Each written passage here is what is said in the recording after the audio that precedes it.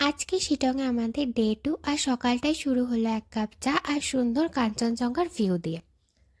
তারপরে স্নান করে রেডি হয়ে করে নিলাম ব্রেকফাস্ট আর তারপরে উঠে পড়লাম গাড়িতে সাইট সিন ঘুরবো বলে। গাড়ি করে বেরিয়ে আমরা প্রথমে দেখলাম চা বাগান আর তারপরে কমলা লেবুর অনেক গাছ দেখতে পেয়েছি আজকে। প্রথমে আমরা যেই সাইট সিনটাতে গেছি সেটা হলো রবীন্দ্র ভবন। এখানে টিকিটের ব্যবস্থা আছে, যদিও টিকিট কত টাকা আমার ঠিক খেয়াল নেই, 20 টাকা কি 50 টাকা হবে। রবীন্দ্র ভবনের ভিতরে ভিডিও শ্যুট করা অ্যালাউ না, তো আমি বাইরে থেকে কিছু ক্লিপস নিচ্ছিলাম। আর জায়গাটা কিন্তু প্রচুর পিসফুল, আর এই ট্রি হাউসটা আমার খুব ভাল লেগেছে।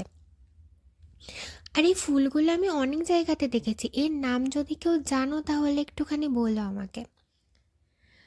তারপরে আমরা গেছিলাম জংলিঘাটি ব্রিজে। এই ব্রিজের আশেপাশটাও কিন্তু খুব সুন্দর, আর ব্রিজের উপরে খুব সুন্দর ছবি আর ভিডিও আসছিল। ব্রিজ থেকে নেমেই আমরা হেঁটে হেঁটে গেছিলাম নদীটার কাছে। এখানে প্রচুর ভিড় ছিল আজকে, তো এখানেও আমি কিছু রিলস বানালাম। আর তারপরে চলে গেছিলাম ফুচকা খেতে আর মোমো। যদিও ফুচকাটা কলকাতার ফুচকার মধ্যে এত টেস্টি ছিল না। ওখান থেকে বেরিয়ে আমরা গেলাম ওল্ড মনেস্ট্রিতে।